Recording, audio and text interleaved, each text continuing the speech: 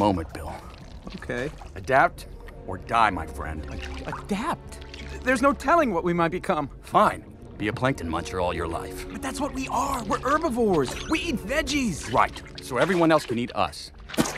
Well, I, for one, am not prepared to be on the menu any longer. Where are you going? I'm moving up the food chain. The food chain? I'm gonna go chew on something that has a face. You get in the mindset when you have someone like George Miller to help you give, you know, the seeds of it, the catalyst. When we first started talking about Ramon, he said, I want you to be, I think he talked about as being a Latin, like an Argentinian football fan, this kind of really like little guy, but fiercely proud, and a romantic. And then with Lovelace, I kind of came with the idea of making him this kind of Baptist preacher. Like, I got a power within me, who's been touched by the Spirit, but also a bit like as some of those preachers can be, also slightly motivated by the ladies. You know, so it's like you have someone like him to help guide you, and literally George will be listening. He listens to each take like this, and he sees you, but at the same time he's just listening what it sounds like, and knowing what the character looks like, you build with that with him, which gives you this idea of you can give him kind of wild stuff, and he'll pick the best. Okay, okay, but who will love Ramon? I said, who will love Ramon? You find things that people can relate to, because even when they see him, they go, that little guy who knows that that's incurable romantic, the idea that there is the right lady, just that she hasn't found me yet. We just have to be in the place in the same time, and then love will occur, you know? And with Lovelace, in this movie, he's actually the preacher who's now following someone else who's seen the light, and the light wasn't him. You know, it was really getting into what George visualized and thought about what this character and this penguin is, or who he is. And, you know, I felt like that emotion needed to be brought out, and my character, Seymour, is very compassionate. He has heart. He's about the community. So I really, it is something that you have to use your imagination. It's a fun place to go to because, you know, you think of a penguin, penguins kind of make you feel happy anyway. So it was great for me to be able to play this character and to be a part of Happy Feet 2. Looking at it as a character, not thinking of it as an animal. It's a character that has an arc. In the first film, I always do that. I'm pointing there like the first film's there and the second film's there. I've been doing that it was behind you. I've been doing that all day. That's it. It's behind me. Yeah. But the first film, you know, the character is going through an arc where he's dealing with identity and dealing with a lack of it and trying to find identity.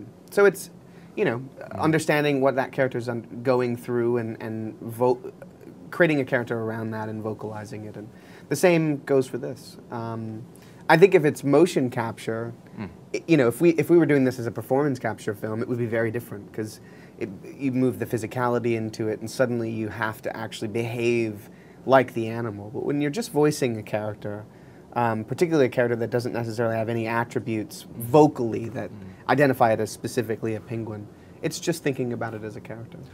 Well, it's very interesting what's happening as the technology advances because you see live action directors going into animation and animation directors going into live action. So it's a very interesting time because you can create virtually what you can on a real life set in many ways. Essentially, it's the same process, except the difference in animation is that you lose simultaneity, and it's a glacial pace. So in other words, you concentrate just on the voice, but when I work with the voice actors and when they work together, it's exactly the same as if they were on a live action set, except they don't have to worry about hitting marks or well, they do off the mic, but they don't have to worry about lighting or anything like that. They can concentrate just on the interaction of their characters. Carmen! Where's Carmen? Carmen! It's okay, Ramon. I'm fine, I guess. I hate these long-distance relationships. Amigos, you must do me a favor. Okay. I count to 3. You push me on 2. He's gonna jump. But don't tell me, okay? Hey! What? Ramon, you're crazy. Carmen, I'm coming! My name is Ramon. Ramon Carlos Boyer Garcia Sanchez Santa Maria La Niña Pinto Pacifico Benito. Ramon.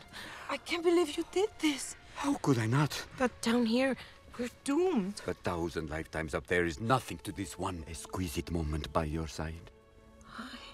You are my world entire. You're beautiful. Only on the outside. No. Why didn't I see this before? You're really beautiful. You really think so? Absolutely. Because I think, like, my favorite moment in the movie basically takes a Puccini aria from Tosca, with the little character Eric, who's this tiny penguin, singing about the commitment to his father. And it's devastating because it's a son singing about his father to this elephant seal. You're going, how does Puccini and Tosca fit into this? And in a weird way, flawlessly. Again, it's like you said, the idea of, and that moment, and I'm watching yesterday being very moved by this tiny penguin singing in this incredible operatic voice about this very deeply moving emotion in the middle of an animation. When any movie works, it hits you on that level. It's like the old thing I've said, the more personal you make it, the more it appeals to everybody on that level, because it hits you, because it has a passion to it. And George is the one driving this. A story has to have, it's got to be a comprehensive experience. You've got to experience, you want the audience, or at least when I go into a cinema, I want to experience it on every level that it's possible for a human to experience anything. So in order to do that, you have to have things to think about, the audience can think about, you have to see it play out through the characters and how they're changing. So it's a very complex rubric that goes into creating one of these stories. And, you know, each time you go out to make a film, you do the best you can, and each time you may get a little bit right. I felt we got it more right than we did the first Happy Feet, and each time you say, okay, I've learned something, we can do it, and hopefully the films get better as you go on. Hey, little guy. You okay? Mm-hmm. You're not joining the party? Mm-mm. Can you say why? Why?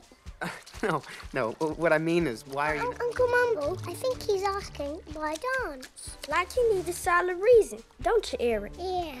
But there are plenty of reasons to dance. What's mine, Pa? Well, the only way to find out is to try it. Come on, son. It's just one big old foot after the other. No one will laugh at you, I promise. Come on my feet.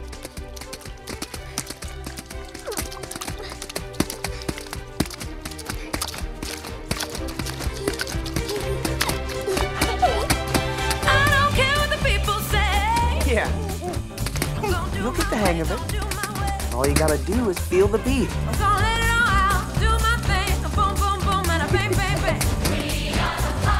Come on, son. Let's shake this world.